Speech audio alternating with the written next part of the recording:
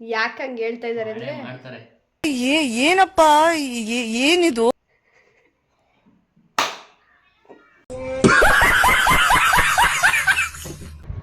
ನಾನು ಹೇಳಿದ್ದು ಸ್ಯಾರಿಗೆ ತುಂಬಾ ವರ್ಷ ಆಗಿದೆ ಅಂತ, ನನ್ನ ಹಸ್ಬೆಂಡ್ಗೆಲ್ಲ. ಅರೆ ಮೇರಿ ಲಡ್ಕಿ, ನಿನ್ನಂತವ್ರು ಇನ್ನೂ ಈ ದೇಶದಲ್ಲಿ ಇದಾರ? ನೀನ್ ಪಾದ ಜೆರಾಕ್ಸ್ ಮಾಡಿ ಕೊಟ್ಬಿಡು, ದಿನ ಸಾಯಂಕಾಲ ಬೆಳಿಗ್ಗೆ ಇಟ್ಕೊಂಡು ಪೂಜೆ ಮಾಡ್ತೀನಿ.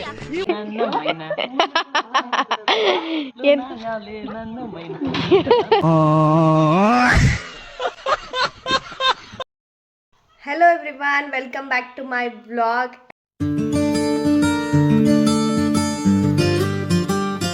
ಆ್ಯಕ್ಚುಲಿ ತುಂಬ ದಿನ ಆದಮೇಲೆ ಮತ್ತೆ ವ್ಲಾಗ್ ಮಾಡ್ತಾ ಇದ್ದೀನಿ. ಸೊ ಇವತ್ತು ಒಂದು ಇಂಟ್ರೆಸ್ಟಿಂಗ್ ವಿಡಿಯೋ ಮಾಡೋಣ ಅಂತ ಅನ್ಕೊಂಡಿದ್ದೀನಿ. ಅಷ್ಟೇ ಅನ್ಕೊಂಡಿದ್ದಾರೆ ಅಷ್ಟೇ. ಮಾಡೇ ಮಾಡ್ತೀನಿ. ಯಾಕೆ ಹಂಗೆ ಹೇಳ್ತಾ ಇದ್ದಾರೆ ಅಂದ್ರೆ ಮಾಡ್ತಾರೆ. ಏನಪ್ಪ ಏನಿದು?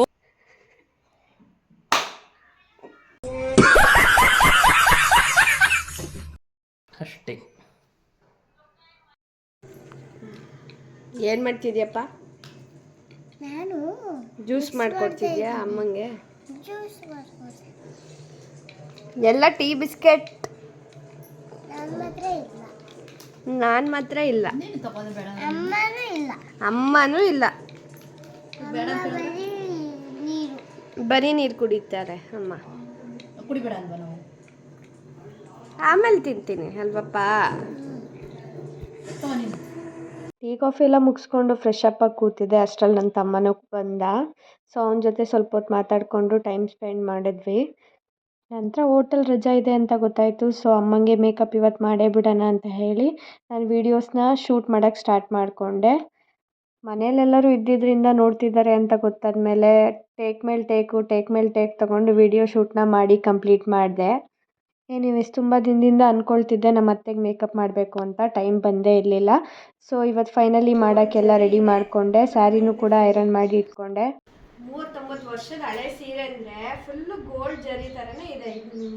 ಕೊಟ್ಟರು ಸ್ವಲ್ಪ ಜಾಸ್ತಿಗೆ ಹೋಗುತ್ತೆ ಅಲ್ವಾ. ನೆಕ್ಸ್ಟ್ ಮೇಕಪ್ ಕಿಟ್ನೆಲ್ಲ ನನ್ನ ಹಸ್ಬೆಂಡ್ ಬಂದು ಎಲ್ಲ ಅರೇಂಜ್ ಮಾಡಿಕೊಟ್ರು. ಫೈನಲಿ ಮೇಕಪ್ ಮಾಡೋಕ್ಕೆಲ್ಲ ರೆಡಿ ಆಗಿದ್ದೀವಿ. ಪ್ರೇಕ್ಷಕರೆಲ್ಲ ಬಂದಿದ್ದಾರೆ ನೋಡೋಕ್ಕೆ ಮೇಕಪ್ನ.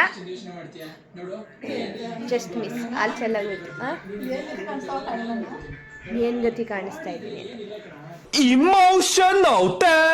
ಫೈನಲಿ ರೂಮಲ್ಲಿ ಮೇಕಪ್ ಮಾಡೋಕ್ಕೆಲ್ಲ ರೆಡಿ ಆಗಿದೆ. ನಮ್ಮ ಕ್ಲೈಂಟ್ ಕೂತಿದ್ದಾರೆ ಆಲ್ರೆಡಿ. ಐಬ್ರೋಸ್ ಎಲ್ಲ ನೀಟಾಗಿ ಕಾಣಿಸ್ಲಿ ಅಂತ ಸ್ವಲ್ಪ ಹಾಗೇನೆ ಶೇಪ್ ಕೊಟ್ಟೆ. ಈಗ ಅಮ್ಮ ನಿಮ್ಮ ವೆಡ್ಡಿಂಗ್ ಸ್ಟೋರಿನೆಲ್ಲ ಹೇಳಿ. ಯಾರು ಮೇಕಪ್ ಮಾಡಿದ್ರು ನಿಮ್ಮ ಮದ್ವೆಲಿ ಅಂತ? ನಿಮ್ಮ ಕಾಲದಲ್ಲಿ ಮೇಕಪ್ ಅಂದ್ರೆ ಹೆಂಗಿತ್ತು ಅಂತ ಹೇಳಿ ಇವಾಗ ನನ್ನ ಫಾಲೋವರ್ಸ್ಗೆ. ಅದರಲ್ಲಿ ಏನಿತ್ತು ಅಂದರೆ ಒಂದು ಪೌಡ್ರು, ಒಂದು ಫ್ಯಾರನ್ ಲವ್ಲಿದಾಗ ಸ್ವಲ್ಪ ಜೋರು ಫಾನ್ಸ್ ನೋವಿತ್ತು, ಪಾನ್ಸ್ ಪೌಡ್ರ್ ಇತ್ತು, ಅಷ್ಟೇ ಮೇಕಪ್. ನಮ್ದು ಇನ್ನೇನು ಮೇಕಪ್. ಈಗ ಫಸ್ಟ್ ಟೈಮ್ ಮೇಕಪ್ ಮಾಡಿಸ್ಕೊತಾ ಇದ್ದಾರೆ. ನನಗೆ 4 ವರ್ಷ ಸರ್ವಿಸ್ ಆಯ್ತು. ಇವಾಗ 4 ವರ್ಷ ಆದಮೇಲೆ ಮೇಕಪ್ ಮಾಡ್ತಾ ಇದ್ದೀನಿ ನಮ್ಮ ಅತ್ತೆಗೆ. ನೋಡೋಣ ಹೆಂಗೆ ಬರುತ್ತೆ ಅಂತ. ನಿಮ್ಮ ವೆಡ್ಡಿಂಗ್ ಸ್ಯಾರಿ ಉಟ್ಟು ಎಷ್ಟು ವರ್ಷ ಆಯಿತು? ಮಗ ಹುಟ್ಟಿದ ಮೇಲೆ ನಿಲ್ಲಿಸಿಬಿಟ್ಟೆ. ಅವಾಗಲಿಂದ ಹುಟ್ಟೇ ಇಲ್ಲ. ಹೆಚ್ಚು ಕಡಿಮೆ ಅವ್ರ ಮಗನಿಗೇನೆ ಏಜ್ ಹೇಳ್ಬಾರ್ದು, ಏಜ್ ಹೇಳೋರ. ಸೊ ತುಂಬ ವರ್ಷನೇ ಆಗಿದೆ ಅಷ್ಟೇ. ಸ್ಯಾರಿಗೆ ಗೈಸ್ ನಾನು ಹೇಳಿದ್ದು ಸ್ಯಾರಿಗೆ ತುಂಬಾ ವರ್ಷ ಆಗಿದೆ ಅಂತ, ನನ್ನ ಹಸ್ಬೆಂಡ್ಗೆಲ್ಲ. ಅರೆ ಮೇರಿ ಲಡ್ಕಿ, ನಿನ್ನಂತವ್ರು ಇನ್ನೂ ಈ ದೇಶದಲ್ಲಿ ಇದಾರ? ನೀನ್ ಪಾದ ಜೆರಾಕ್ಸ್ ಮಾಡಿ ಕೊಟ್ಬಿಡು, ದಿನ ಸಾಯಂಕಾಲ ಬೆಳಿಗ್ಗೆ ಇಟ್ಕೊಂಡು ಪೂಜೆ ಮಾಡ್ತೀನಿ. ನನ್ನ ಹಸ್ಬೆಂಡ್ ಇನ್ನ ಹೆಂಗೆ ಎನರ್ಜೆಟಿಕ್. ಈಗ ನಾನು ಎಲ್ಲ ಕ್ಲೈಂಟ್ಸ್ಗೂ ಕೇಳೋ ರೀತಿ ಕೇಳ್ತೀನಿ, ಮೇಕಪ್ ಹೆಂಗಿರ್ಬೇಕು? ನಾರ್ಮಲ್ ಆಗಿರ್ಬೇಕು. ನಾನೇನು ಮೇಕಪ್ನ ಹೆವಿಯಾಗಿ ಮಾಡಲ್ಲ. ಸೊ ನ್ಯಾಚುರಲ್ ಆಗೇ ಇಡ್ತೀನಿ ಬೇಸ್ನ.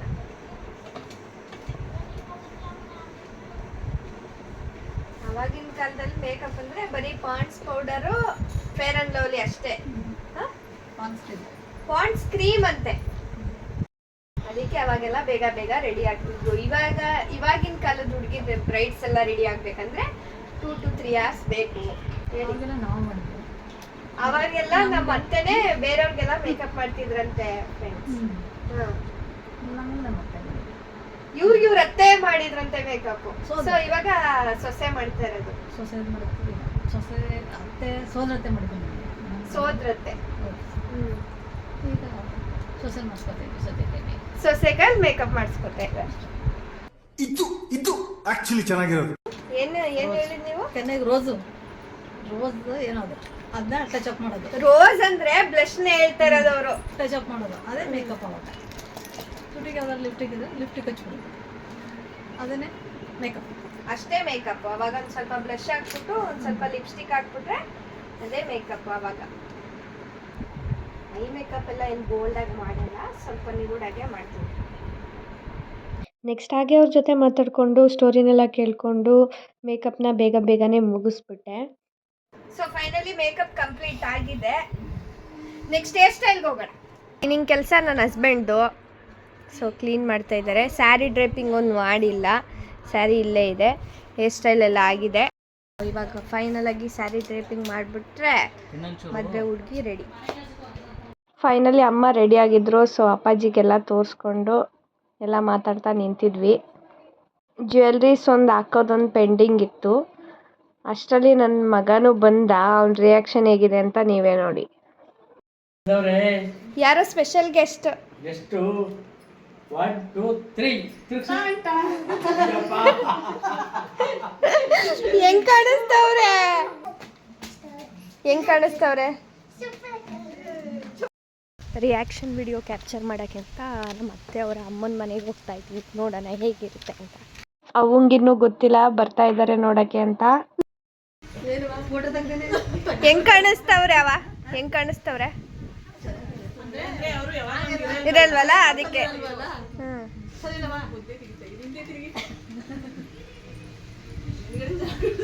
ಅಂದರೆ ಅವರು ಇಷ್ಟು ವರ್ಷದಲ್ಲಿ ಯಾವಾಗಲೂ ಅಮ್ಮನ ಈ ರೀತಿ ನೋಡೇ ಇರಲಿಲ್ಲ. ಸೊ ಅವ್ರಿಗೆಲ್ಲ ಡಿಫ್ರೆಂಟಾಗಿ ಅನ್ನಿಸ್ತಿದೆ ಅಂತ ಹೇಳಿದ್ರು. ಬಟ್ ಚೆನ್ನಾಗಿ ಕಾಣಿಸ್ತಿದ್ದಾರೆ ಅಂತಲೂ ಹೇಳಿದ್ರು.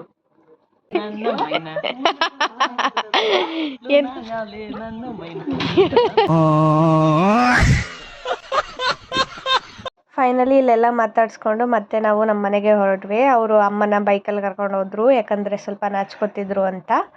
ಸೊ ನೆಕ್ಸ್ಟ್ ನಾನು ಇಲ್ಲಿ ಮುಗಿಸಿ ನಮ್ಮ ಅಮ್ಮನ ಮನೆಗೆ ಹೊರಟೆ.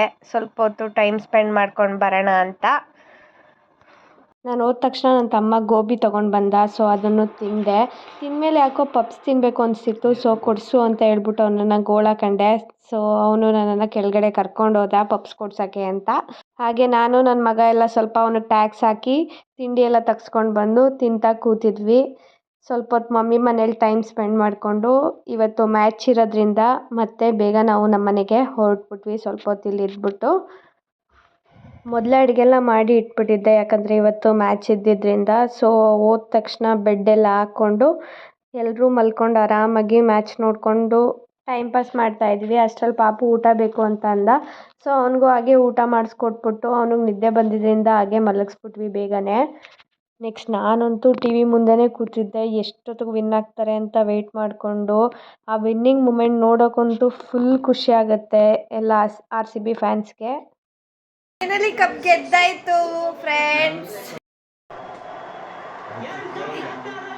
ಹೋಯ್ತು 6 ವಿನ್ ಆದ್ವಿ ಫೈನಲಿ. ನಾನು ಎಷ್ಟು ಖುಷಿಯಾಗಿದ್ದೀನಿ ಅಂತ ನನ್ನ ವಾಯ್ಸ್ ಕೇಳಿದ್ರೇ ಗೊತ್ತಾಗ್ತಾ ಇದೆ. ಆ್ಯಕ್ಚುಲಿ ವಿಡಿಯೋ ಪೋಸ್ಟ್ ಮಾಡ್ತಾ ಇರೋದು ಸ್ವಲ್ಪ ಲೇಟ್ ಆಯಿತು. ಬ್ಯುಸಿ ಇದ್ದಿದ್ದರಿಂದ ಎಡಿಟಿಂಗ್ ಮಾಡೋಕ್ಕೆ ಟೈಮೇ ಇರಲಿಲ್ಲ ನನಗಂತೂ. ಆಲ್ರೆಡಿ ಎಲ್ಲ ಪಟಾಕಿ ಹೊಡೆಯೋಕ್ಕೆ ಸ್ಟಾರ್ಟ್ ಮಾಡಿದ್ದಾರೆ. ವಿನ್ ಆಗ್ತಿದ್ದಂಗೆ ಫುಲ್ಲು ಪಟಾಕಿ ಸೌಂಡ್ ಎಲ್ಲ ಕೇಳ್ಸೋಕ್ಕೆ ಸ್ಟಾರ್ಟ್ ಆಯಿತು. ಸೊ ನಾನು ಸ್ವಲ್ಪ ಹೊತ್ತು ಹೊರಗಡೆ ಹೋಗಿ ಎಲ್ಲ ಎಂಜಾಯ್ ಮಾಡಿಕೊಂಡು ಪಟಾಕಿ ಎಲ್ಲ ನೋಡಿಕೊಂಡು ಪಾಪುನ ಎದ್ದೊಳ್ಸೋಕ್ಕೆ ಟ್ರೈ ಮಾಡಿದ್ವಿ. ಯಾಕಂದರೆ ಅವನಿಗೂ RCB ಅಂದರೆ ತುಂಬ ಇಷ್ಟ. ಬಟ್ ಅವ್ನಿಗೆ ತುಂಬ ನಿದ್ರೆ ಇದ್ದಿದ್ದರಿಂದ ಎದ್ದೊಳ್ಳೇ ಇಲ್ಲ. ಸೊ ಎನಿವೇಸ್ ನಾನು ಕಪ್ ತೊಗೊಳೋದೆಲ್ಲ ನೋಡಿಕೊಂಡು ಮಲಗಿದೆ. ಇದಾಗಿತ್ತು ಇವತ್ತಿನ ವ್ಲಾಗ್. ಈ ವ್ಲಾಗ್ ಇಷ್ಟ ಆಗಿದ್ದರೆ ದಯವಿಟ್ಟು ಲೈಕ್ ಮಾಡಿ, ಶೇರ್ ಮಾಡಿ, ಹಾಗೆ ಇದೇ ರೀತಿ ಸಪೋರ್ಟ್ ಮಾಡಿ ಅಂತ ಹೇಳ್ತಾ ಈ ವಿಡಿಯೋನ ಇಲ್ಲಿಗೆ ಎಂಡ್ ಮಾಡ್ತಾ ಇದ್ದೀನಿ. ನೆಕ್ಸ್ಟ್ ವ್ಲಾಗಲ್ಲಿ ಸಿಗೋಣ. Finally happy ending. RCB ಗೆದ್ದಾಯಿತು. ಸೊ ಖುಷಿಯಾಗಿ ಮಲ್ಕೊಳ್ಳೋಣ. ಬಾಯ್, ಗುಡ್ ನೈಟ್.